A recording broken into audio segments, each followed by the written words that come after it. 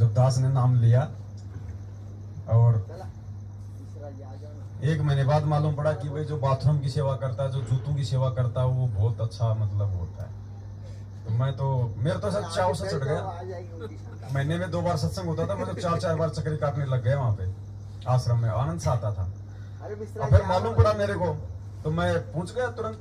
जब मतलब सत्संग के अलावा गया आश्रम में मैं, तो थोड़ी होती फिर संगत, तो गुरुजी आशीर्वाद देते सबको, तो मैं भी जाके लग गया लाइन में। तो मैं बाथरूम में गया पहले, वहां सेवादारों के पास। मैंने कहा जी मेरे को बाथरूम की सेवा चाहिए। भगत बोले बाथरूम की या फिर जूतों की सेवा सबसे अच्छी सेवा है, तो मेरे को बाथरूम की लो। बोले मैं वहां गया तो बोलो मको भाई मेरे को बाथरूम की सेवा दो। बोले मालिक से आदेश लिया क्या? मको कैसे? बोले गुरुजी से पहले प्रार्थना करनी पड़ेगी, गुरुजी कहेंगे तो ये सेवा मिलती है बाथरूम के जूतों की। ठीक है, शाम को गुरुजी दर्शन देने लगे, मैं भी जाके लाइन में लग गया। फिर मैंने परमात्मा से कहा कि वो परमात्मा तो नहीं कहा उस समय मैंने कहा गुरुजी दास को पता नहीं दास कहा था, मैं कहा था, ध्यान नहीं आ रहा। मैंने कहा गुरुजी मेरे को बाथरूम की सेवा चाहिए। 1 महीने में कहाँ इतना ज्ञान होता है। मैंने कहा गुरुजी मेरे को बाथरूम की सेवा चाहिए मतलब मैं आदेश दे रहा हूँ कि चाहिए तो चाहिए। गुरुजी कहते हैं अभी तो तुम्हें बोलना भी नहीं आया, तुम्हें बाट देखो तुम सारा नाम की। वही बात है, एक भगत वो भगत, हाँ वो तो वो भगत से परमात्मा ने कहा भाई तेरा नाम खंड है। बोले भगत तेरा नाम खंड हो गया। बोले न्यू क्यों कर हो गया? बोले ऐसे कैसे नाम खंड हो गया? अरे बोले मैं कहने लग रहा। बोले न्यू क्यों कर हो गया? अरे बोले भाई, तो गुरुजी बोले अभी तो ढंग से तुम्हें बोलना भी नहीं आता। वैसे एक कोई माई थी आश्रम में, बुढ़ी थी, तो गुरुजी ने कहा कि बुढ़िया थोड़ी साइड में हो ले। बोले मैं तेरा बुढ़ी लागू सू। गुरुजी बोले उसके मुंह में 2 दांत बचे और कह रही मैं तेरा बुढ़ी लागू सू। अभी तो ये है हमारा। ऐसे ही परमात्मा बोले जब मैं क्रोथा कांड के बाद आश्रम में आया तो भाई बोले जी सार नाम। तो मैंने कहा चलो भाई आए हैं थोड़ा दिन रेस्ट करने, तो सार नाम भी देंगे। फिर एक समय परमात्मा ने आदेश दिया कि भाई सार नाम वाले आ जाओ। तो लिस्ट निकाली परमात्मा ने, पता नहीं 400 की या कितने की, और उसमें पता नहीं 150 आए या 100 आई। फिर उनकी भगवान ने ली परीक्षा वहां पे सब 40 हाँ। तो गुरुजी बोले कि भाई मैंने उनसे कहा कि भाई जैसे ये जो 2 मंत्र हैं सतनाम के, तो ये तो उसका है भाई, वो किसका है? तो बोले जी आपने बोले बताया तो नहीं। बोले बोले जी आपने बोले बताया तो नहीं आपने। तो गुरु जी बोले मैं बोले सत्संग करते समय बोले मैं को रागनी गा रहा था। बोले मैं कोई रागनी गा रहा था क्या? हर बार बताता हूँ कि ये तत् है, ये सत्य है, ये इसका और फिर भी मेरे से बोल रहा कि जी आपने ढंग से नहीं बताया। हाँ उसने कहा था, बोले जी आपने बोले ढंग से नहीं बताया था। तो बोले मैं बोले रागनी गा रहा हूँ बोले सत्संग में। तो भगत जी अभी तुम्हारी ये हालत नहीं परमत तो बोले भाई वो गए बरवाला स्टैंड पे तो वापस आए। हाँ तो भाग गए।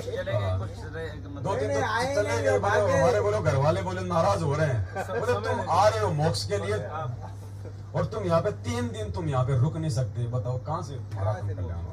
ये नाम पाने के लिए तो ऋषियों मुनियों ने अपना शरीर भी त्याग दिया। दास ने कहा कि परमात्मा मेरे को बाथरूम की सेवा चाहिए। तो परमात्मा ने कहा कि बेटा कहाँ से है? तो मैंने कहा गुरुजी जयपुर से। बोले जा बेटा ले आशीर्वाद दिया, चला गया। मैं चला गया वहाँ जाके मगवा गुरुजी ने बोल दिया मेरे को, बोल दिया अब ठीक है, बोले नाम लिखवा दे। मैं बाथरूम की सेवा में लग गया। थोड़ा सा तेज तर्राट था मैं उस समय, तो मैं जल्दी उनमें मैनेजमेंट वालों में मैंने घुल मिल गया। तो सारी चाबियां मेरे को दे दी वहां पे, साबुन तेल की सब बाथरूम में रखने के लिए।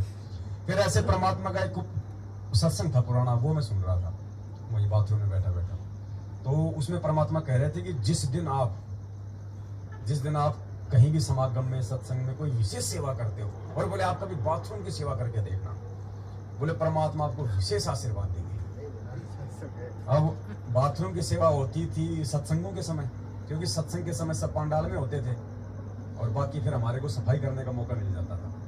तो लोग तो सत्संग सुनते थे, हम वहाँ पे पूरे बाथरूम की सफाई करते थे। अब उस दिन मैंने कहा कि भाई आज सारे बाथरूम अकेला साफ करूंगा 150।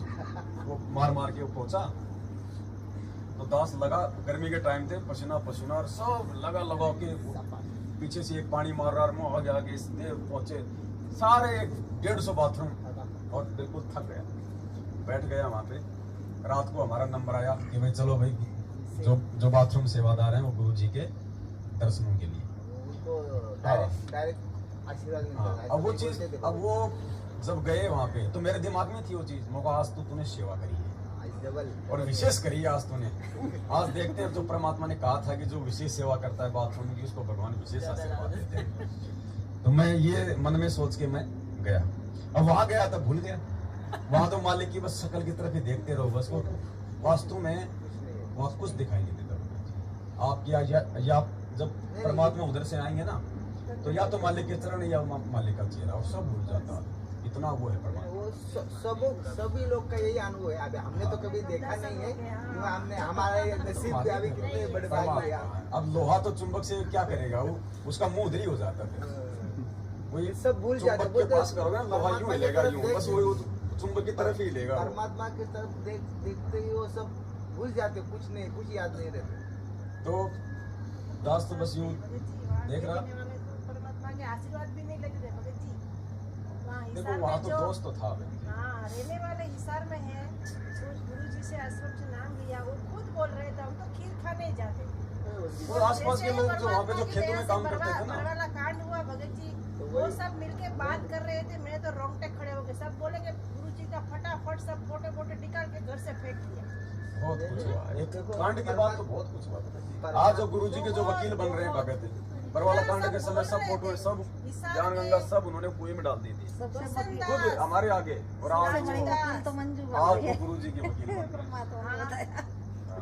उसके लिए तो गुरु जी ने बोला कि भाई दीपक के नीचे तो अंधेरा ही होता है, मतलब अरे भगत जी बताओ, अभी उदाहरण आया कि पारस के साथ अगर एक केस का भी ये रहेगा लोहे से, तो वो राजू लोहा शिवानी वाले हैं, सोना नहीं बन सकता। उसने सबकी सेवा वहाँ लगाई थी। तो सारे हिसार के जो आप जब नाम बोलते ना, वो सभी आए थे। बसंत दास आए थे, फिर ये विजेंद्र दास, सभी वहाँ पे थे।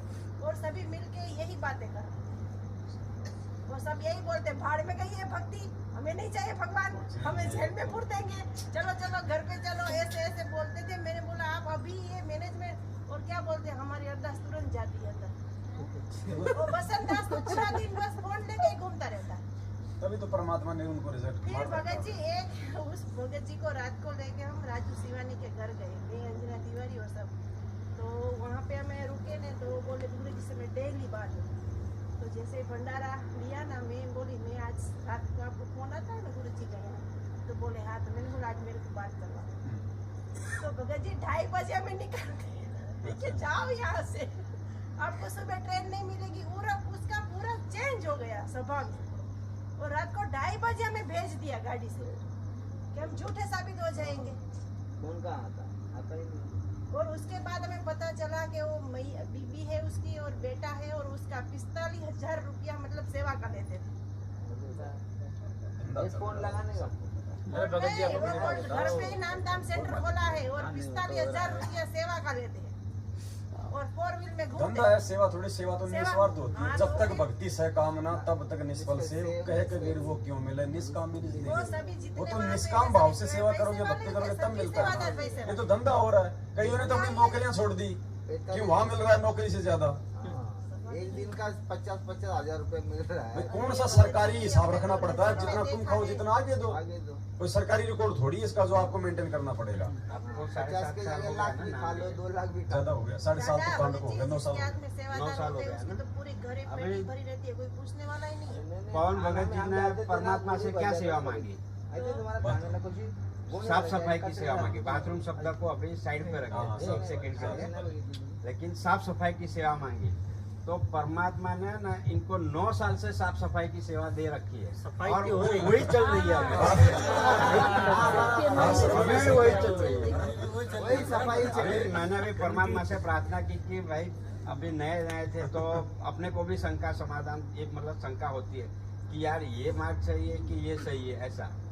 तो परमात्मा ने फिर बोला कि मैंने निमित्त बनाया, बोलता है पवन भगत जी को। और फिर मैं बोला अभी ये तो आप अंदर से बोल रहे हैं, मैं बोला अगर दिखाना है किसी को बोलना है तो क्या कैसे।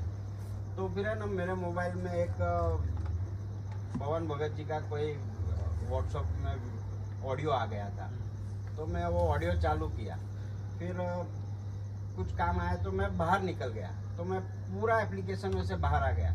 उसके बाद भी ऑडियो चालू ही चालू है, फिर चालू रहा तो मैं फिर दूसरे मोबाइल से उसको वीडियो उतारा और फिर पवन भगत जी को भेजा था मैंने। अब तो देख नहीं पाए होंगे। एक बार तो 10 लाख मैसेज मेरे को डिलीट करने पड़े व्हाट्सएप के।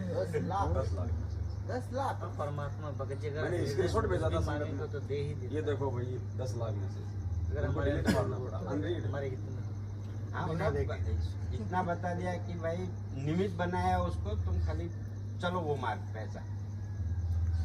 तो दास तो परमात्मा की तरफ देखता रहा, और जैसे गुरु जी आए तो क्या सोचना कुछ दिमाग में नहीं, भूल गए सब। हाँ कुछ दिमाग में नहीं। अब परमात्मा जैसे ही दास के पास में आए, अब मुझे तो कुछ दिमाग में नहीं थी कि मैंने क्या सोचा था क्या किया था, बस नीचे गर्दन होगी, मालिक आशीर्वाद देते आ रहे थे। अब जैसे दास के पास में आए तो परमात्मा ने 2 बार बोला शाबाश बेटा शाबाश। और दिनों तो खाली बस यूं सिर पर हाथ सबके यूं लगाते थे, हमेशा पहले भी यूं लगाते थे। उसने बोले शाबाश बेटा शाबाश, 2-3 थप्पी मारी। फिर दिमाग में नहीं, बस वहीं मारा दंडोतरम चले गए। वहां जाके मैं बाथरूम में लेट गया, फिर अचानक से याद आया, और गुरु जी ने स्पेशल आशीर्वाद।